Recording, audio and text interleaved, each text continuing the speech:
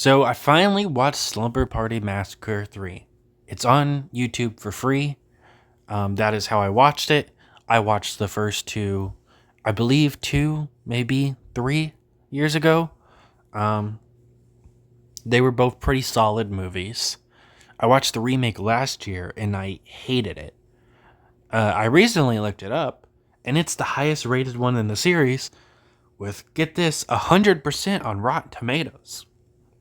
I don't remember if I looked it up or not for my movie review, uh, but that's insane. Another thing, I've reviewed all these movies in October. I reviewed the first two in October a few years ago.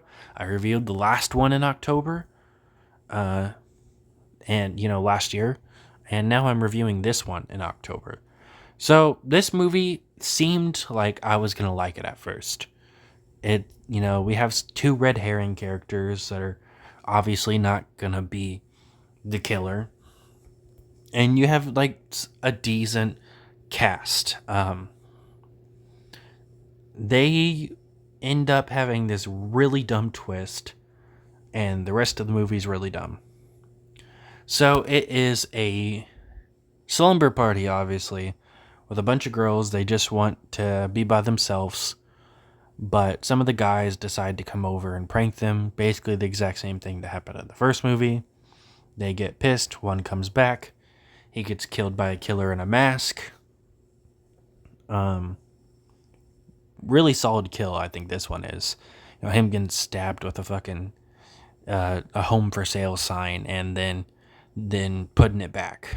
Um, I do think one thing is really glossed over in this movie, and that is one of the characters who ends up having the most mean spirited scene and mean spirited death is in a pedophilic relationship. It's literally a random scene where the one of the friends is talking to her outside. She's like, "Hey, I got this boyfriend. He's really sweet. He's older." And she's like, "How older?" 50.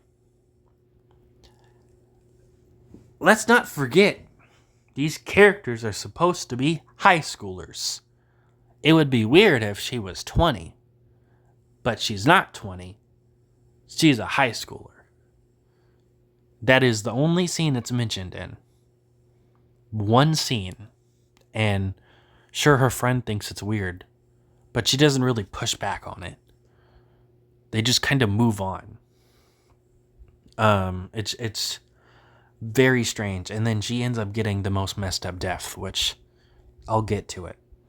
Eventually, there's this weird scene where one of the guys that they don't really like is able to sneak into the party by buying the pizza girl's outfit and taking the pizzas to them, like trying to pretend to be the pizza guy, and just decides to stay. I did think there was an actual legitimately funny scene though with that, and that was the fact that he seemed like a decent guy there. He wasn't like a peeping tom like the other three guys are. Uh, he is like taking his shirt off to give her his shirt and take her shirt so he can be the pizza guy. And he tells her to look away. Do you think he wants her to see him shirtless? So like he's not trying to peek at her, and he doesn't want her to peek at him. I think that was legitimately funny. He ends up getting killed in a pretty lame way though. Like he opens the door thinking help's coming, and then he just gets a drill. And then the rest of the movie is damsels in distress.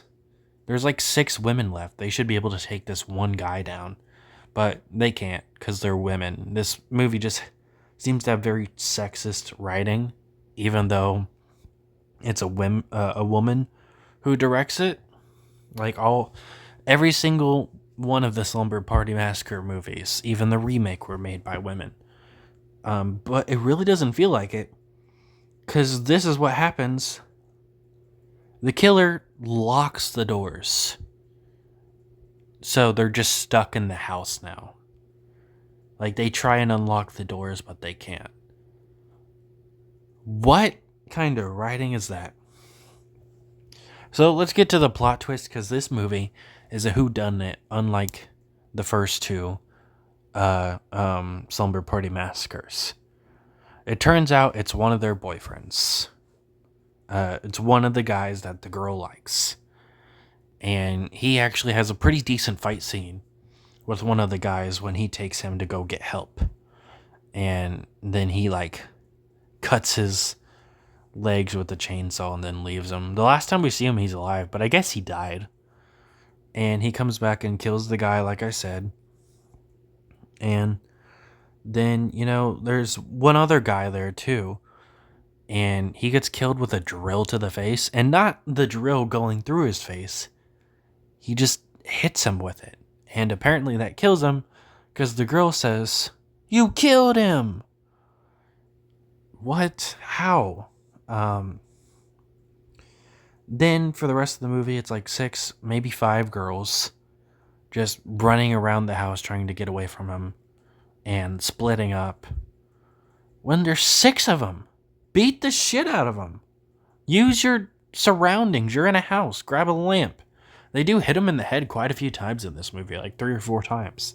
They even mention that. But I really feel like these women should have been able to take this one guy out. He's not a grown man. He's a high schooler like them. And, he was getting his ass kicked by that guy earlier in the movie. He ended up winning. But I feel like they could have took this guy out. But he locks the doors and they're not able to get out. They try and leave through the basement. And he's able to stop them. It's stupid. It's a convoluted way to keep them in the house is by the fact that he locks the doors. Just really, really stupid.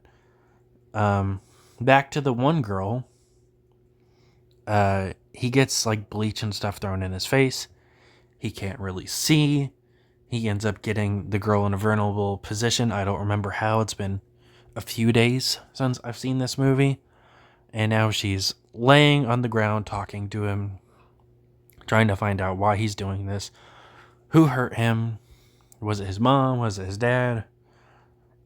And he keeps like trying to touch her. And she agrees. Obviously, it's still sexual assault. Like, she's agreeing because she's scared. And he starts touching her. And it goes on for quite some time. She tries to undo his pants. At first she's like trying to grab the drill and get him, but he like manages to like pin her arms down, and he doesn't know that she's trying to grab the drill. At least I don't think he does. And she tries to pull his pants down, and then he gets violent and kills her. So this woman is in a pedophilic relationship, gets sexually assaulted, and then gets killed. I feel like that was just so unnecessarily cruel for this character, this high schooler. They're able to defeat him by like beating the absolute shit out of him finally, and 2 of them survive. And then the movie's over. I mean, I thought it had a solid start. Like, I thought this was going to be a decent slasher movie. But then, with the reveal of the killer, him being overly goofy, and, like, I guess his motivation was he was raped by his uncle. At least that's what's implied. It's a weird movie. And there was, like, 1 or 2 good kills. But I think the first 2 were way better. And, I mean, I guess the remake was slightly better than this movie, but it was really boring.